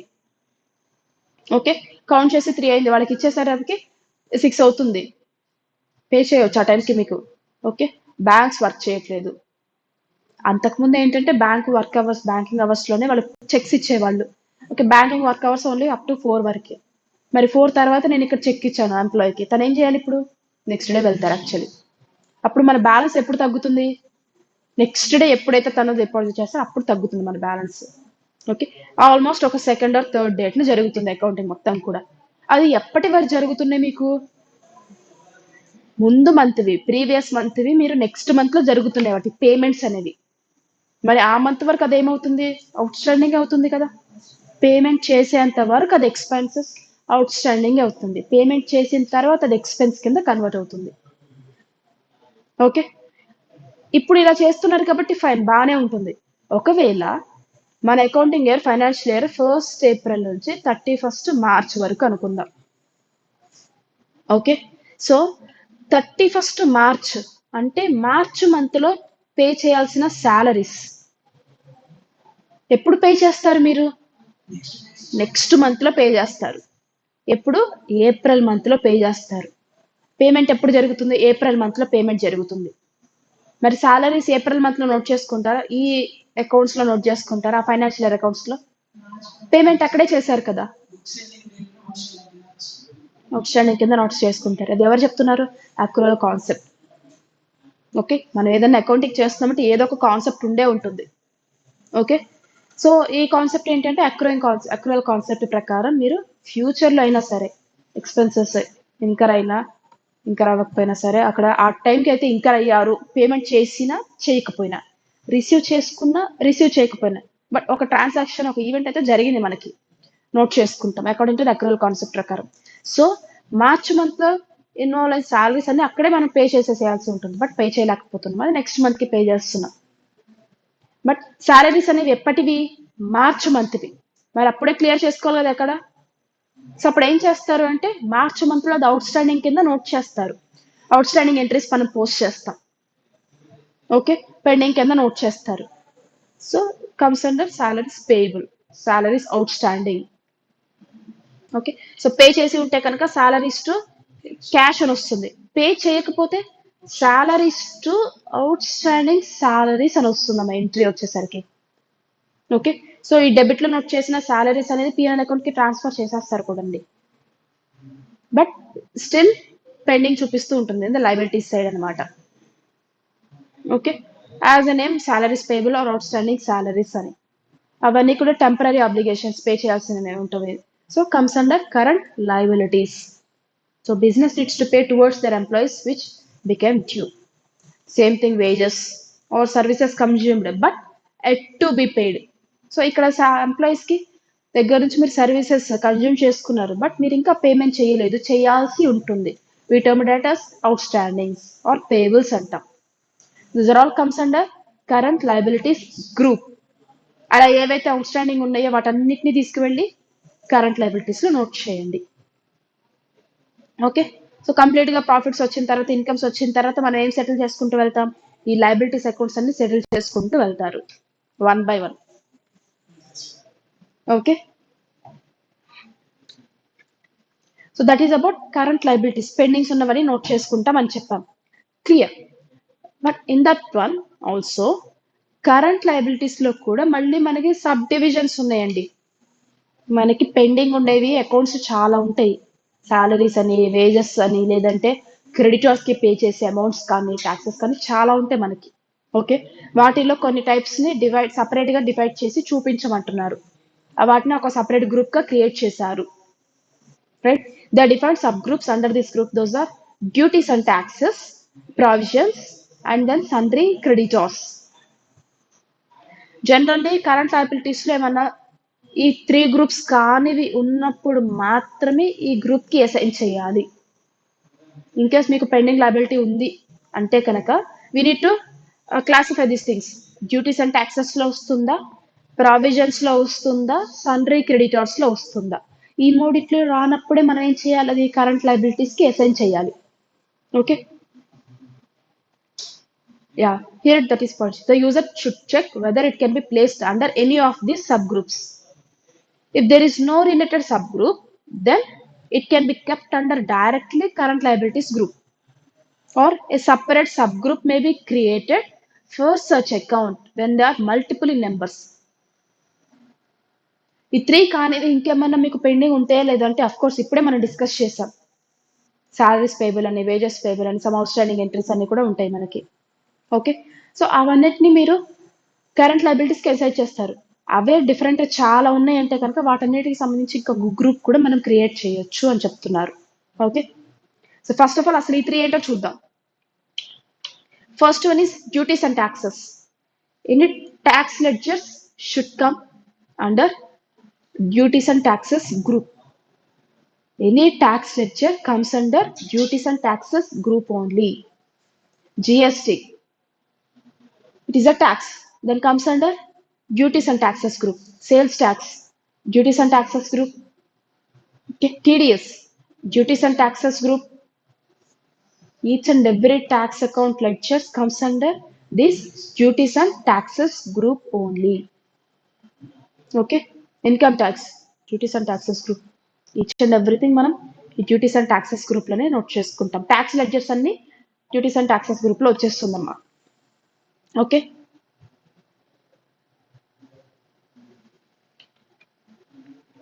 Yeah, some of the examples GSTs, excise, TDS, customs, ఇవన్నీ కూడా మనం ఈ డ్యూటీస్ అండ్ taxes గ్రూప్ లోనే క్రియేట్ చేసేస్తాము. Okay, next one, provisions. What are provisions? Provisions also some type of funds or some type of savings. Profits నుంచి కొంత amounts మనం savings చేస్తూ ఉంటారు. ఓకే, బట్ ప్రావిజన్స్ అని ఉంటుంది మనకి, అది రిజర్వ్స్ అండ్ సర్ప్లస్ కి కూడా కొంచెం దగ్గరగానే ఉంటుంది. ప్రావిజన్స్ కి reserves and surplus both those are different terms, not similar terms, those are different terms అన్నమాట. సో ప్రావిజన్స్ అంటే ఏంటి? irrespective of the profits, we need to create provisions for some type of accounts. Okay, మీకు profits ఉన్నా లేకపోయినా సరే మనం కొన్ని amount అనేది కొన్ని రిలేటెడ్ టైప్ ఆఫ్ అకౌంట్స్ కి మనం అమౌంట్స్ ట్రాన్స్ఫర్ చేయాల్సి ఉంటుంది. బట్ రిజర్వ్స్ అయితే ఏంటి? ప్రాఫిట్స్ ఉన్నప్పుడు మాత్రమే మన రిజర్వ్స్ లోకి ఎక్కువ అమౌంట్ ఉంటేనే కదా మనం సేవింగ్స్ చేసుకోగలుగుతాం. ఓకే, ఎక్కువ అమౌంట్ లేనప్పుడు మనం సేవింగ్స్ చేసుకుంటామా? లేనప్పుడు మనం ఏం చేయలేము. బట్ కొన్ని టైప్ ఆఫ్ ఎక్స్పెన్సెస్ ఉంటాయి, కొన్ని టైప్ ఆఫ్ అకౌంట్స్ ఉంటాయి, అమౌంట్ ఉన్నా లేకపోయినా సరే వాటికి అడ్జస్ట్మెంట్ చేస్తూ ఉండాల్సి వస్తుంది. దోస్ ఆర్ కాల్డ్ ప్రావిజన్స్ అనమాట. Means amount set aside to cover a probable future expense or reduction in the value of the asset also. Okay, so those are also an amounts which is set aside to cover the future expense అనమాట. Future expenses కోసం ఇప్పటి నుంచే కొంత amount set చేసుకుంటూ ఉంటారు. Okay, ఆ amount మీరు asset చేసినది దాని పర్పస్ కోసమే యూజ్ చేయాలి, కానీ అనదర్ పర్పస్ కోసం యూజ్ చేయకూడదు అమౌంట్స్ అనేవి. Okay, so see, often provision amounts needs to be estimated amounts and then it is not a reserves, a fund allocated for a specific purpose, specific expenses కోసం మనం amounts అనేది set aside చేస్తూ ఉంటామని చెప్తున్నాం.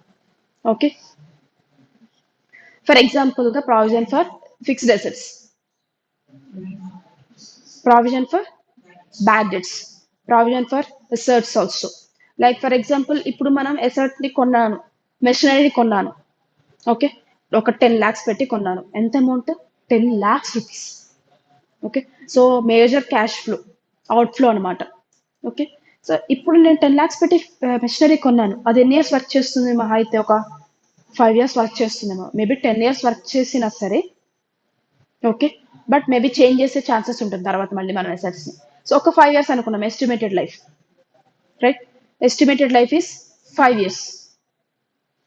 Okay, now so 5 years తర్వాత నేను ఇప్పుడు మళ్ళీ అదే మెషినరీస్ కొనాలా లేదా? నేను ఇంకా కొనాల్సి ఉంటుంది. అప్పుడు మనకి సేమ్ అమౌంట్స్ ఉంటుందా? ఉండదు. డెఫినెట్గా అమౌంట్ అనేది ఇంక్రీజ్ అవుతుంది. అదేంటి మేడం, ఇప్పుడు మెషినరీ ఆ టైంకి అవుట్డేట్ అయిపోతుంది కదా? కరెక్టే కాదా అండి? నేను ఇప్పుడు 10 lakhs పెట్టి ఒక మిషనరీ కొంటున్నాను. ఆఫ్టర్ 5 years తర్వాత నాకు మిషనరీ ఎక్స్పెక్టెడ్ యూస్ఫుల్ లైఫ్ అయిపోయింది, ప్రొడక్షన్ తగ్గిపోతుంది నాకు. ఓకే, మ్యానుఫ్యాక్చరింగ్ అది తక్కువ చేస్తుంది. స్టార్టింగ్ లో యూనిట్స్ బాగా మ్యానుఫ్యాక్చర్ చేసింది, తర్వాత అది ప్రొడక్షన్ తగ్గిపోతుంది ఆ మెషినరీ ద్వారా. సో నేను ఏం చేయాలి? ఇప్పుడు మెషినరీని అప్డేట్ చేయాలి, అంటే కొత్తది కొనుక్కోవాలి. ఇప్పుడు 10 lakhs పెట్టి కొంటే నెక్స్ట్ 5 years తర్వాత అదే అమౌంట్ ఉంటుందా మెషినరీస్ కి? ఉండదు, చేంజ్ అయిపోతుంది. డే బై డే రేట్స్ అన్ని కూడా ఇంక్రీజ్ అయిపోతూ ఉంటున్నాయండి. ఓకే, సో ఆఫ్టర్ 5 years నాకు మెషినరీ వాల్యూస్ ఇంక్రీజ్ అయ్యే ఛాన్సెస్ ఉంటుంది, మేబీ సమ్ టైమ్స్ డిక్రీజ్ అయ్యే ఛాన్సెస్ కూడా ఉంటుంది. ఎటువంటి సినారియోస్ లో ఇంక్రీజ్ అవుతుంది, ఎటువంటి సినారియోస్ లో డిక్రీజ్ అవుతుంది? ఇన్ కేస్ ఆ మెషినరీకి సంబంధించి ఏమన్నా కొత్తగా ఫీచర్స్ యాడ్ అయ్యి ఉంటాయి, టెక్నాలజీ అప్డేట్ అయిపోతుంది, అలాంటి ఫీచర్స్ యాడ్ అయ్యి ఉంటే కనుక మిషనరీ వాల్యూ ఇంక్రీజ్ అయ్యే ఉంటుంది. ఆ మిషనరీ కాకపోతే ఇంకొక మిషనరీ కొంటాను, టెక్నాలజీ అప్పుడు అప్డేట్ అవుతుంది కాబట్టి ఇంకొక బెటర్ మిషనరీ పర్చేస్ చేయొచ్చు. సో అమౌంట్ అనేది ఇంకొంచెం ఎక్కువ పెట్టాల్సి వస్తుంది. లేదు అంటే అదే మిషనరీ కావాలి అంటే ఆఫ్టర్ 5 years టెక్నాలజీ అప్డేట్ అవుతుంది కాబట్టి ఇది దీనికి వాల్యూ అంత ఉండకపోవచ్చు, తక్కువగానే ఉంటుంది. బట్ మనం ఏం చేస్తాం? అప్డేట్ చేస్తామా లేదా? మనం మెషినరీ అప్డేట్ చేయాల్సి ఉంటుంది, లేదా మన ప్రొడక్షన్ తగ్గిపోతుంది, మన సేల్స్ తగ్గిపోతాయి అప్పుడు ఆటోమేటికల్లీ స్టాక్ లేకపోతే. రైట్. సో అప్పుడు 10 lakhs కాస్త 15 lakhs అవ్వచ్చు కదా, ఆల్స్ 12 lakhs అవ్వచ్చు కదా. మరి ఆ టైంకి అంత అమౌంట్ పెట్టాలా లేదా? అప్పుడు 10 lakhs పెట్టిన నెక్స్ట్ ఏం చేస్తున్నాం, ఎంత అమౌంట్ పెడుతున్నాం, మళ్ళీ మేజర్ క్యాష్ అవుట్ఫ్లో వెళ్ళిపోతుంది. సడన్ గా అప్పుడు అంత కష్టం. అందుకని మనం ఏం చేస్తాం, ఎప్పటికప్పుడు వచ్చిన వాటిలో నుంచి కొంత అమౌంట్ అనేది వాటికి పక్కన పెట్టుకుంటూ వెళ్తాం అనమాట. Okay, to cover the future probable expenses. ఆ టైంలో అంత అమౌంట్ ఉంటుంది కాబట్టి మనం ఇప్పటి నుంచే కొంత అమౌంట్ సేవ్ చేసుకుంటూ ఉంటారు. ఆ టైంలో అంటే కనుక మేజర్ అవుట్ఫ్లో అక్కడే వెళ్ళిపోతూ ఉంటుంది, ఒక్క మెషినరీ కొనడానికి వెళ్ళిపోతుంది. మరి డైలీ యాక్టివిటీస్ ఎలా రన్ అవుతుంది, బిజినెస్ ఎలా రన్ అవుతుంది, రన్ అవ్వలేదు. అందుకోసం ఏం చేస్తారంటే కొంత అమౌంట్ సెట్ చేస్తారు. సో అది రిజర్వ్స్ కాదు, పర్టికులర్ పర్పస్ కోసం కొంత అమౌంట్ సేవ్ చేసుకుంటున్నారు. Okay, we call it as provisions అంటాం. ఓకే, సో అది బ్యాడ్ డెట్స్ అంటాం. So we call create provisions for assets, bad debts, inventories. Okay, like this. ఓకేనండి. And that to it is an estimated figures. ఎంత పడితే అంత estimate చేసి wait చేయము, but we have some type of other calculations also work. ఓకేనండి. But provisions అంటే ఏంటి అంటే amount set aside to cover the future probable expenses అనమాట, probable future expenses. And it is not a reserves, it is for particular specific purpose అనమాట. Okay, examples: provision for bad debts, provision for depreciation, provision for income taxes. Okay, వీటన్నిటిని మనం create చేసుకుంటూ వెళ్తాము. Okay, asset impairments also, asset acquisitions. Okay, clear? Right. Real టైంలో కూడా చూసే ఉంటారు ఈ ప్రావిజన్స్, చూడలేదా? ప్రావిజన్స్ అంటే ఏంటో మీనింగ్ తెలిసింది. సో రియల్ టైంలో డెఫినెట్గా అందరు లైఫ్లో చూసే ఉండుంటారు. మా ఏమీ లేదు, పేరెంట్స్ వాళ్ళ స్టూడెంట్ ఎడ్యుకేషన్ కోసం ఇప్పటి నుంచే సేవింగ్స్ చేస్తూ ఉంటారు చూడండి. అన్ని సేవింగ్స్, ఎడ్యుకేషన్ అవ్వచ్చు, లేదంటే మ్యారేజ్ అని చెప్పేసి. ఓకే, ఇప్పటి నుంచే దానికోసమని సేవ్ చేసుకుంటూ ఉంటారు. ఓకే, సేవింగ్స్ చేసినా చేయకపోయినా వీటి కోసం మాత్రం కంపల్సరిగా అమౌంట్ అనేది సెట్ అసైడ్ చేస్తూనే ఉంటారు. దేనికి ఒక పర్పస్ ఉంది, అది దానికి మాత్రమే యూజ్ చేయాలి. ఆ పర్పస్ని మీరు లైక్ కాదు లైక్ ఆ వర్డ్ ఏంటి, డైవర్ట్ అయ్యారనుకోండి, ఏమవుతుంది, ఆ టైంకి అంత అప్పటికప్పుడు అంత అమౌంట్ అంటే తీసుకురావడం కష్టం అవుతుంది, మళ్ళీ లోన్స్ తీసుకోవాల్సి వస్తుంది. ఓకే, అంత ఎక్కువ లోన్స్ తీసుకోగలమా మనం? లోన్స్ తీసుకున్నా సరే పే చేయాల్సిన క్యాపబిలిటీ ఉండాలి కంపెనీస్కి అయినా సరే. సో ఎవ్రీ టైం లోన్స్ అని వెళ్ళం, ఇస్తున్నా సరే. ఓకే, మనకు వచ్చిన వాటిని కొంత అమౌంట్ సెట్ చేసుకుంటూ వెళ్తే, పక్కన పెట్టుకుంటూ వెళ్తే, ఆ టైంకి మనకి ఒకవేళ 10 lakhs కాకపోయినా అందులో 5 lakhs అనే ఇప్పటి నుంచి సేవ్ చేసుకున్నాం కాబట్టి మనం సేవ్ అవుతాం అనమాట. ప్రావిజన్స్ లో ఏంటి, ఫ్యూచర్ లో 10 lakhs 20 lakhs పెట్టాల్సి వస్తుంది. ఇప్పటి నుంచే కొంత అమౌంట్ సేవ్ చేశారనుకోండి, ఆ టైంకి మహా ఎక్స్ట్రా ఒక 2 lakhs 3 lakhs అప్పుడు పెట్టగలం మనం. ఓకే, అలానే అనమాట. రియల్ లైఫ్ లో కూడా మనం చూస్తూ ఉంటాం, అవన్నీ రియల్ లైఫ్ అకౌంటింగే, కంపెనీకి సంబంధించి చెప్తున్నారు అంతే మనకి ఇక్కడ. ఓకే, బ్యాడ్ డెట్స్ అంటే లైక్ మొండి బకాయిలు అంటూ ఉంటారు కదా. సో కస్టమర్స్ కి మనం సేల్స్ చేసిన తర్వాత వాళ్ళు అమౌంట్స్ అనేది పే చేసే ఛాన్సెస్ ఉంటుంది, పే చేసే చేయకపోవచ్చు కూడా. చెయ్యలేదు అనుకోండి, బ్యాడ్ డెట్స్ అంటాం వాటిని. ఓకే, ఒక కస్టమర్ నాకు సేల్ చేసిన ఒక కారు కానీ ఏదైనా స్టాక్ తీసుకువెళ్ళారు. ఓకే, నాకు ఎంత పే చేయాలి, ఒక 5 lakhs వరకు పే చేయాలి. అందులో తను ఫస్ట్ కొంతవరకు ఈఎంఐస్ పే చేసుకుంటూ వచ్చారు, ఒక 1 lakh వరకు ఈఎంఐస్ పే చేసుకుంటూ వచ్చారు. రిమైనింగ్ 4 lakhs పే చేయి అడుగుతున్నాం, రెస్పాన్స్ లేదు, టైం పడుతుంది. అడిగినప్పుడల్లా ఒక 1000 10,000 అలా పే చేస్తున్నారు. మరి రిమైనింగ్ ఏమవుతుంది, ఇంకా మనకు అది వస్తుందో లేదో తెలియదు, జంప్. ఇంకేం చేయాలి మనం, వాటిని బ్యాడ్ డెట్స్ కింద నోట్ చేసుకుంటాం. అలా ఒక కస్టమరే కాదు, మేబీ సమ్ టైమ్స్ ఛాన్సెస్ ఉంటుంది. ఓకే, చెప్పలేం కదండి ఎటువంటి సిచ్యువేషన్స్ ఎప్పుడు ఉంటుందో లేదని చెప్పేసి.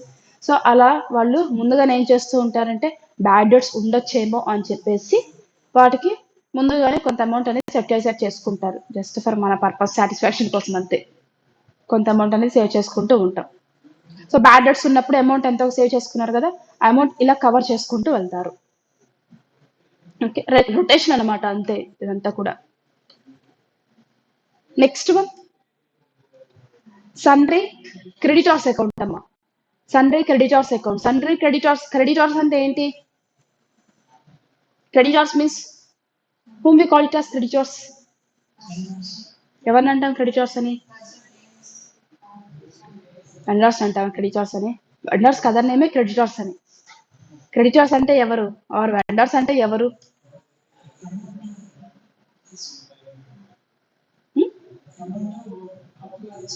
ఎవరు తీసుకుంటారు? క్రెడిటారా? కంపెనీయా? ఓకే, ఎవరి దగ్గర తీసుకుంటుంది? వెండర్ దగ్గర నుంచి తీసుకుంటుంది, అందుకనే వెండర్ అంటున్నాము. Okay fine. సో సింపుల్గా అకౌంటింగ్ టర్మినాలజీలో మనం చెప్పాలి అంటే ఎలా చెప్తాం? అకౌంటింగ్ టర్మినాలజీలో జనరల్ టర్మినాలజీలో మనకు ఐడియా ఉంది, రైట్? అమౌంట్స్ తీసుకుంటే అది కొంచెం మార్చి చెప్తారు అంతే, అంతకు మించి ఏమీ లేదు అకౌంటింగ్ టర్మినాలజీలో. Okay, amounts owned by the enterprise. Okay, right. For goods purchasing, for purchasing of goods or services in respect of the contractual obligations, okay, from a persons or any other institutions, then those are called creditors to the company. Okay, so amounts owned by the enterprises అంటే కంపెనీయే బాకీ ఉందన్నమాట. ఎందుకు బాకీ ఉంటుంది? ఎవరి దగ్గర నుంచి అయినా గూడ్స్ అయినా తీసుకున్నాం, లేదంటే సర్వీసెస్ అయినా తీసుకున్నప్పుడు దెన్ బాకీ ఉండిపోతుంది కదండి, ఇప్పుడు ఓన్డ్ అవుతుంది అనమాట. Okay, owned by the enterprises to that person, those persons we call it as creditors or vendors or accounts payable accounts also. In other words, a person who gives goods or services to the business on credit or doesn't receive the payment immediately from the business and is liable to receive the payment from the business in the future is termed as sundry creditors. Okay, so ఆ persons ఏమంటారు అంటే సన్రీ creditors అవ్వచ్చు, vendors అవ్వచ్చు, are accounts payable accounts అని కూడా అంటాము. Okay, so only goods ఇస్తేనే creditors అవుతారా? ఓన్లీ సర్వీసెస్ ఇస్తేనే క్రెడిటార్స్ అవుతారు? ఇంకా చాలా మంది ఉన్నారు క్రెడిటార్స్. ఇంకెవరు? క్యాష్ ఇస్తారు, లోన్స్. ఓకే, లోన్స్ ఇస్తున్న వాళ్ళని కూడా మనం క్రెడిటార్సే అంటాం. లోన్స్ ఫామ్ లో ఇచ్చినా సరే, not only goods or services but also కంపెనీకి లోన్స్ ఇచ్చినా సరే వాళ్ళు క్రెడిటర్స్ అని అంటారు. ఓకే, బట్ ట్రాన్సాక్షన్ అంటే loan, we term that person as creditor అన్నమాట. Okay, right. So those all accounts are concerned as sundry creditors group. So goods purchased from so and so vendors or materials received from so and so enterprises, those enterprises or those persons we termed as creditors, and the name in the tally is sundry creditors group. Okay, so see, goods purchased from Ram, one transaction. Now enter the transaction. Purchases account debit to Ram account. ఇప్పుడు చూడండి, purchases అనే ఒక ledger ఉంది, రామ్ అనే ఒక ledger ఉంది. Each ledger కి ఒక గ్రూప్ అసైన్ చేయాలి అంటున్నాం. So this Ram ledger comes under సన్రీ creditors group, and debit లో రికార్డ్ చేసిన పర్చేసెస్ లెడ్జర్ అనేది ఏ గ్రూప్ కి వచ్చేస్తుంది? Purchases group. ప్రతి ఒక్క లెడ్జర్ కి ఒక గ్రూప్ ఉంటుంది, అన్ని కూడా సేమ్ గ్రూప్స్ అవ్వాలి లేదమ్మా. ఒక ఎంట్రీలో ఒక డెబిట్ వస్తుంది, ఒక క్రెడిట్ వస్తుంది. డెబిట్ క్రెడిట్ బోత్ ఒకే అకౌంట్ గ్రూపే ఉండదు. మనం ఇక్కడ ఏం చెప్పాం స్టార్టింగ్ లోనే, గ్రూప్స్ అంటే ఏంటి? ఇండివిజువల్ లెడ్జర్స్ అన్నిటిని ఒక each and every ledger we need to assign one account group అని చెప్పాం. Okay, individual ledger each and everything ఒక గ్రూప్ కి అసైన్ చేయాలి. అది సేమ్ అవ్వచ్చు, డిఫరెంట్ కూడా అవ్వచ్చు. ఓకే, ఇప్పుడు రామ్ అనే పర్సన్ ఏమవుతారు? మనకి క్రెడిటర్ అవుతారు. So comes under సన్రీ creditors group. Same అలానే goods purchased from Bharat, so purchases to Bharat. So Bharat comes under sundry creditors group. Okay, so అలా క్రెడిటర్స్ అందరినీ ఒక దగ్గర నోట్ చేసుకుంటే నాకు కంప్లీట్ ఫైనల్ బ్యాలెన్స్ తెలుస్తుంది. ఇప్పుడు నేను ఎంత పే చేయాలో నాకు ఐడియా ఉంటుంది. క్రెడిటర్స్ మొత్తానికి కలిపి నేను 20,000 రూపీస్ పే చేయాలి ఈ ఎగ్జాంపుల్ ప్రకారం అని మనకు ఐడియా ఉంటుంది. Okay,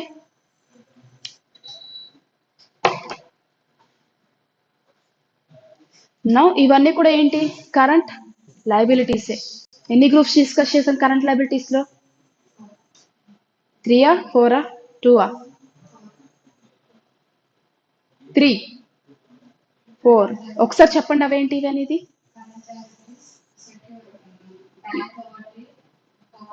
current liabilities. So current liabilities అంటే మనకు అర్థమైంది, short term obligations, short term liabilities అని. షార్ట్ టర్మ్ లయబిలిటీస్ లో salaries.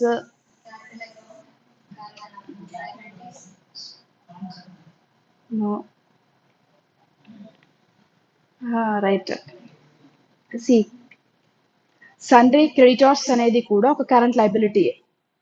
This is a sub group under current liabilities. Next, provisions is also a current liability. It is a sub group. Main group వచ్చేసరికి current liabilities అనమాట. Okay, duties and taxes, provisions and sundry creditors. Very good, Hemant. Okay, see ఇప్పుడే discuss చేశాను చూడండి మమ్మల్ని. Provisions అని, it is also a sub group under current liabilities. Next, duties and taxes, it is also a subgroup under current liabilities. Now see this one.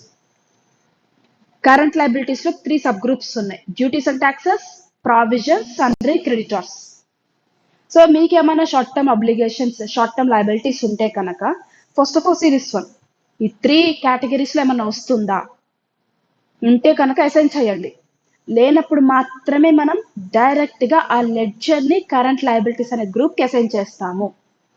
Okay, now I'm going to ask some examples, some questions. Okay, right. Provision for depreciation comes under which group? Provisions group. Next, TDS ledger comes under which group? Duties and taxes group. GST, duties and taxes group. CGST, problem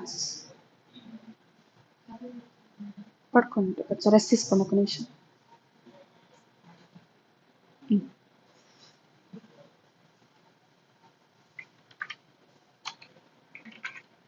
right. So sorry for the disturbance guys. ఇక్కడున్నాము మనం current liabilities, right.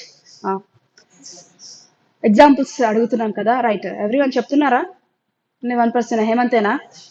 Shiva and Pranay. Next example. Goods sold to goods sold by Abhinav. Goods sold by Abhinav to our company. So what is the entry that we post in our business?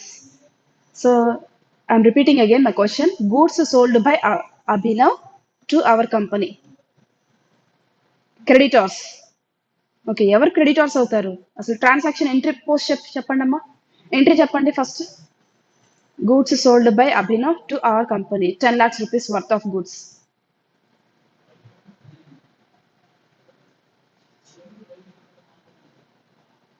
Transaction కి entry post చేసి చెప్పండి, entry చెప్పండి.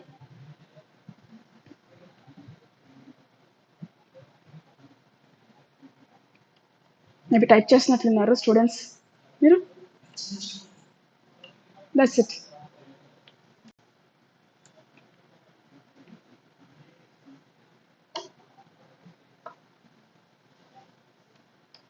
So Abhinav to sales, then Abhinav creditor అంటావా?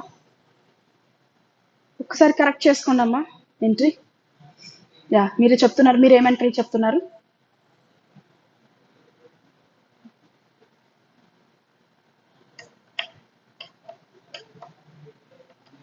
Transaction ఏమని అడిగాను? అసలు నేను అడిగిన ట్రాన్సాక్షన్ ఏంటి? Goods sold, right, by Abhinav. Very good. Now tell me the transaction.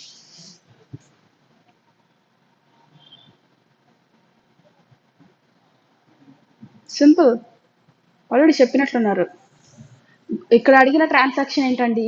Goods sold by Abhinav to our company. మన కంపెనీకి గూడ్స్ అమ్మేశారంట. ఎవరు అమ్మారు? అభినవ్కి అమ్మారు. వాళ్ళు అమ్మారు అంటే మనం ఇక్కడ కొనుక్కుంటున్నాము. మనం కొనుక్కున్నప్పుడు ఎంట్రీ ఎలా పోస్ట్ చేసుకుంటాము? Purchases account debit to Abhinav. Very good. Very good Pranay. So purchases account debit to Abhinav account. నేనేం లేదు, జస్ట్ ఇండైరెక్ట్ అడిగాను క్వశ్చన్ అంతే, అంతకు మించి ఏమీ లేదు. Okay, so goods sold by Abhinav, తను అమ్ముతున్నారు అంటే మనం కొనుక్కుంటున్నాం, టు అవర్ కంపెనీ అని చెప్పారు. So purchases account debit to Abhinav account worth of rupees 10 lakhs అయితే 10 lakhs, 20 lakhs అయితే 20 lakhs అని నోట్ చేసుకుంటాం.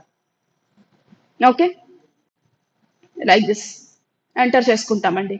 ఇప్పుడు ఈ ట్రాన్సాక్షన్ లో మనకి ఏ ఏ గ్రూప్స్ వస్తాయో చెప్పండి. Purchases group, very good. Creditors group. So ఏది పర్చేసెస్ గ్రూప్, ఏది క్రెడిటార్స్ గ్రూప్ అంటే డెబిట్ లో నోట్ చేసిన purchases ledger purchases group, credit లో నోట్ చేసిన Abhinav creditors group. So Abhinav comes under which group? Creditors group, right. So answers everyone is correct. Okay, now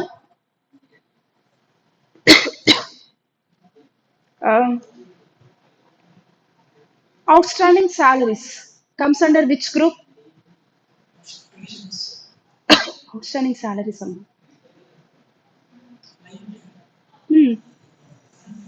that's it. Provisions కాదండి, మనం provisions create చేసాం salaries కి.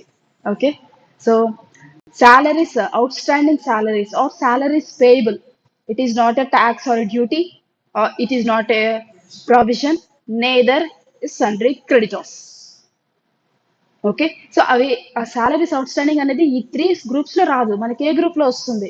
Current liabilities group లో వస్తుంది. So ఏదైనా ఒక పెండింగ్ అవుట్ స్టాండింగ్ ఉంది అంటే కనుక, లయబిలిటీ ఉంది అంటే, unit segregate first of all these terms. ఆ టర్మ్స్ లో రాలేదు, ఆ గ్రూప్స్ లో రాలేదు అంటే దాన్ని directly assign those to current liabilities group. Clear? Right. So that's it for the current liabilities. And last one, branches or division accounts. Branches or division accounts అనేది primary group and it is displayed in the liabilities side on the balance sheet. Okay, on the balance sheet it displays under the liabilities side branches or divisions, which means branch accounts maintain చేస్తాము. Okay, so when we are maintaining accounts of the head office, in case మీరు head office accounts మీరు maintain చేస్తున్నారు, then మీ branch accounts details కూడా మీరు enter చేయాల్సి ఉంటుంది. Vijayawada branch or Guntur branch or Nellore branch or Ongole branch అని చెప్పేసి మీరు అకౌంట్స్ మెయింటైన్ చేస్తారు. మీరు కనుక హెడ్ ఆఫీస్లో వర్క్ చేసి ఉంటే హెడ్ ఆఫీస్ మెయింటైన్ చేయాల్సి వస్తుంది. సో వాళ్ళ బ్రాంచ్ అకౌంట్స్ అన్ని కూడా ఏం చేస్తారు అంటే, బ్రాంచ్ అకౌంట్స్ ఫైనల్ బ్యాలెన్సెస్ అన్ని కూడా వాళ్ళు ఇలాగా నోట్ చేసుకుంటారు, బ్రాంచెస్ ఆర్ డివిజన్స్ కింద నోట్ చేసుకుంటారు. Okay, branches or divisions group కింద నోట్ చేసుకుంటాం మనం. ఓకేనా అండి? తర్వాత యాక్చువల్లీ ఇండివిజువల్గా చాలా అకౌంట్స్ వస్తాయి మనకి ఇక్కడ గ్రూప్ కంపెనీస్ అకౌంట్స్లో. అంత కాకపోయినా జనరల్గా ఒక గ్రూప్ ఇచ్చారు, బట్ మోస్ట్లీ మనం యూజ్ చేయం ఇది group. Okay, but there is a group అనమాట. బ్రాంచ్ అకౌంట్స్ అన్నిటిని కూడా మనం ఈ బ్రాంచెస్ ఆర్ డివిజన్స్ గ్రూప్లో నోట్ చేసుకుంటాము. So that's it up to the liabilities group. ఇంకొక లాస్ట్ ఒకటి ఉంది, సస్పెన్స్ అకౌంట్ కూడా. ఒక నిమిషం. ఫైన్. సస్పెన్స్ అకౌంట్ గ్రూప్ అమ్మ. సస్పెన్స్ అకౌంట్ ఎప్పుడు వస్తుంది? Suspense account differences in debit side credit side. Debit side difference వస్తే, సో క్రెడిట్ ఎక్కువ ఉంటే కనుక డెబిట్ సైడ్ నోట్ చేస్తాం, డెబిట్ ఎక్కువ ఉంటే కనుక క్రెడిట్ సైడ్ సస్పెన్స్ అని క్రియేట్ చేస్తాం అంతే. ఓకే, ఆ డిఫరెన్సెస్ వచ్చేసినప్పుడు సస్పెన్స్ అకౌంట్ ఆటోమేటిక్గా క్రియేట్ అయిపోతుంది, రైట్? ఎస్ఏపి సారీ టాలీలో మనకి సస్పెన్స్ అకౌంట్ అనే గ్రూప్ కూడా ఉంది. ఓకే, ఈ గ్రూప్ లో ఎప్పుడు నోట్ చేస్తామంటే, మన accounts in modern accounting many large corporations use suspense ledger. Balance కానప్పుడే సస్పెన్స్ వస్తుందంటే లేదు, రియల్ టైంలో నెంబర్ ఆఫ్ ట్రాన్సాక్షన్స్ కూడా మనం సస్పెన్స్ కింద నోట్ చేస్తాం. మోస్ట్లీ లార్జ్ కార్పొరేషన్స్ లో డెఫినెట్ గా సస్పెన్స్ అకౌంట్ ఏదో ఒక బ్యాలెన్స్ ఉంటూనే ఉంటుంది. అది టాలీ అవుతున్నందుకు కాదు, ఏమైనా ట్రాన్సాక్షన్స్ అకౌంటింగ్ ట్రాకింగ్ లేనప్పుడు వాటిని మీరు సస్పెన్స్ కింద నోట్ చేస్తారు. Once you gain the tracking, once you know the tracking of the accounts, particular accounts, then assign చేసేస్తాం రిలేటెడ్ వాటికి. ట్రాకింగ్ లేనప్పుడు మాత్రమే మనం ఏం చేస్తాం, అవి సస్పెన్స్ కింద నోట్ చేసేస్తారు. Okay, so to track the money paid are recovered, the nature of which is not at known. The nature అనేది మనకి తెలియనప్పుడు ఏం చేస్తారు అంటే మీరు సస్పెన్స్ కింద నోట్ చేస్తారు. Okay, any unknown payments or received from parties whose name is not known or any difference in cash balances couldn't figure out can put the balance under suspense account until it is figured out. టెంపరీగా మన accounts create చేసుకుంటూ ఉంటాం. Okay, so suspense account create అయిపోతుంది. మనకి credit balance ఉంటే liability side వస్తుంది, debit side ఉంటే కనుక డెబిట్ బ్యాలెన్స్ అయితే కనుక అసెట్ సైడ్ వస్తుంది. Okay, that is suspense account అనమాట. సో దీనికి మన గురించి అంతగా చెప్పాల్సిన అవసరం ఉండదు, బట్ రియల్ టైంలో ఎక్కువగా దీని మీద కాన్సన్ట్రేషన్స్ ఉంటుంది. ఓకే, ఏమేమి సస్పెన్స్ అకౌంట్స్ ఉన్నాయి, బ్యాలెన్స్ టాలీ అవ్వట్లేదా, లేదంటే ఏమైనా సస్పెన్స్ ట్రాన్సాక్షన్స్ ఏమన్నా ఉన్నాయా? ఓకేనా అండి, సో అవన్నిటిని మనం ఈ సస్పెన్స్ గ్రూప్ కింద నోట్ చేసుకుంటారు. అన్నోన్ ఫండ్స్ వస్తున్నాయి కంపెనీకి, అఫ్ కోర్స్ ఫండ్స్ రిసీవ్ చేసుకుంటున్నాం, సస్పెన్స్ కింద నోట్ చేసుకుంటారు. ఓకే, నెక్స్ట్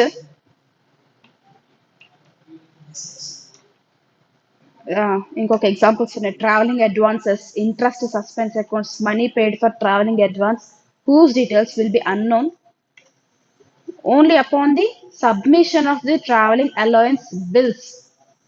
చెప్పామండి, ఆ ట్రాన్సాక్షన్ నేచర్ తెలియనంత వరకు సస్పెన్స్ లోనే ఉంటుంది. వన్స్ ఆ నేచర్ ఆ బిల్స్ మీకు సబ్మిట్ చేసిన తర్వాత దేనికి దానికి మీరు అసైన్ చేస్తారు. ఓకే, లైక్ ఫర్ ఎగ్జాంపుల్ గా మీ ఎంప్లాయీస్ అందరినీ కలిసి లైక్ వెకేషన్ కి కాదు, బిజినెస్ టూర్ పర్పస్ మీదగానే మీరు సెండ్ చేస్తున్నారు అనుకుందాం అదర్ ప్లేసెస్ కి. ఓకే, మొత్తానికి కలిపి ఒక 1 lakh 2 lakhs అవుతుందని మీరు అనుకున్నారు, పంపించారు, చక్కగా 1 lakh ఇచ్చి పంపించారు. Okay, so as it is 1 lakh అవుతుందా, ఏమన్నా మిగులుతుంది ఆ బ్యాలెన్స్, అది మనం చెప్పలేము.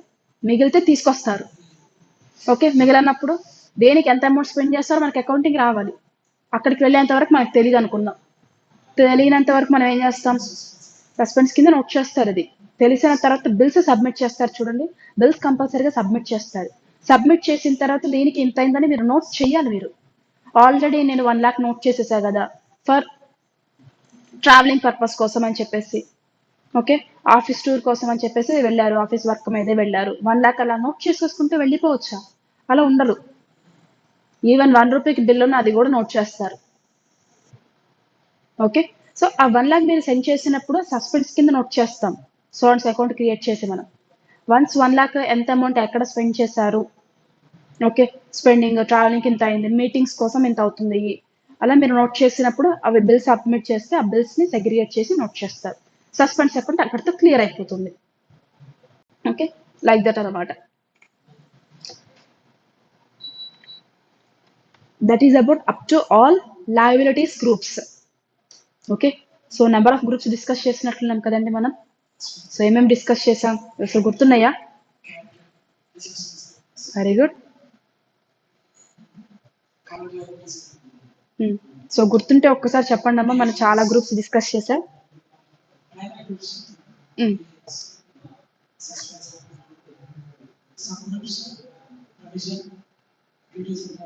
Right,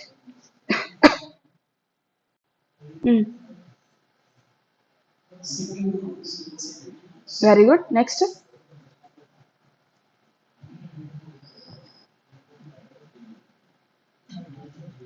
okay fine. Actually account చేసుకున్నారా మీరు అసలు? రైట్, హేమంత్ చెప్తున్నారండి మీరు గ్రూప్స్, ప్రణయ్ శివ. ప్రణయ్ టైప్ చేస్తున్నట్లున్నారు, మేబీ టైప్ చేయండి అమ్మా. I will wait for the replies to give the reply. Sorry,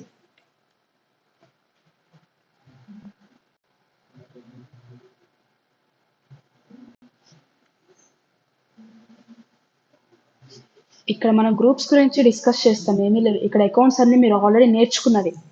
okay, మీరు మీ course commerce course studies complete అయినాయి కదండి, వాటిలో మనం బేసిక్స్ నుంచి నేర్చుకున్న పాయింట్సే.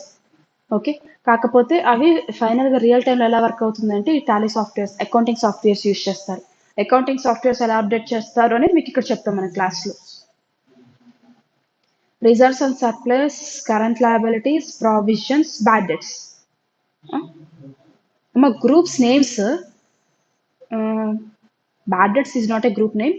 Suspense account is, of course, it is considered. Current liabilities, okay. Reserves and surplus, right. Suspense account, very good. Or primary groups. Oh yeah, capital. Next, ఇంకా subgroups. Loans, very good. Only Pranay. Remaining వాళ్ళు కూడా ఏం చెప్తున్నారు? Bank overdraft, right. Hemant, right. Capital account, reserves and surplus, loans, bank overdraft, secure loans, unsecure loans, very good, etcetera. Okay, etcetera etcetera ఎక్సెట్రాలు ఇప్పుడు నేను fill up చేసుకోవాలండి. Fine. Okay, right, very good Hemant. So now see, under the liability set, what are the groups that is appeared in the tally? First one is capital account. Okay, capital account consists of capital ledger and then drawings ledger also. Next, reserves and surplus. Examples like securities premium, capital reserves, general reserves, share premiums, ఇవన్నీ కూడా మనకి reserves and surplus లో వస్తుంది. Next వచ్చేసరికి loans or liabilities అనమాట. Okay, loans or liabilities అనే group ఉంటుంది. Okay, so loans or liabilities means it is a primary group. Under the loans or liabilities we have 3 subgroups. One is bank OD, next secure loans, next unsecured loans. Okay, these are long term loans anamata. Next, current liabilities, this is also a group, it is a primary group. In that primary group we have again divisions, that is duties and taxes, provisions, and then sundry creditors. ikkada 10 అయిపోయింది, current liabilities complete అయిపోయింది. Next, last remaining suspense account and then branches or divisions account. So complete గా liability side 12 ఉన్నాయి. 22లో 12 మనకి ఇక్కడ complete అయిపోయినాయంటే ఇంకా balance ఎన్ని ఉంటాయి మనకి? 10 ఉంటాయి. ఆ 10 అకౌంట్స్ అన్ని కూడా అసెట్స్ గ్రూప్స్ అనమాట. ఓకేనండి, so complete on the liability side we have 12 groups, both primary and then sub groups. Okay, right. So 6 వచ్చేసరికి సబ్, మిగతావన్నీ main groups. So clear up to this liability sets, groups అన్ని కూడా clear కదండి. Next మనం assets topic అనేది మనం next session